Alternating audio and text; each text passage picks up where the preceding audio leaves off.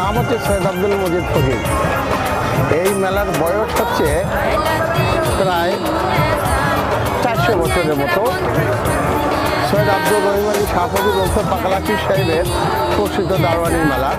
এখানে উরুস হয় 5ই ফাল্গুন, 13ই ফাল্গুন, 19শে ফাল্গুন, 29শে ফাল্গুন এবং এই মেলা চলে 5ই ফাল্গুন হইতে 5ই চৈত্র পর্যন্ত। এখানে আগে গরু মহিষ সব আসতো, এখন আর ওটা হয় না। এখন সামান্য এই উরুসের জন্য কিছু দোকানপাট এগুলা হয়। এই জন্য এখানে মেলায় ছোট ছোট বাচ্চাদের জন্য, প্রতিবেদনের জন্য, আনন্দদায়কের জন্য মোটরসাইকেল খেলা, হয়তো ম্যাজিক, হয়তো নাগরদোলা এগুলা থাকে এবং কিছু খাবার দোকান থাকে। এখানে সবচেয়ে এখন প্রসিদ্ধ হচ্ছে দারোয়ানি মেলায় গুড়ের জেলাপি, চিনির জেলাপি, বড়াই, বিভিন্ন প্রকারের আচার, এগুলা। দারোয়ানি মেলার সবচেয়ে মানে অলৌকিক ক্ষমতা হচ্ছে এই মেলার মাঝখানে 2 থেকে 2.5 হাত পর্যন্ত খুললেই ভালো পানি পাওয়া যায়। এ পানির শেষ নাই।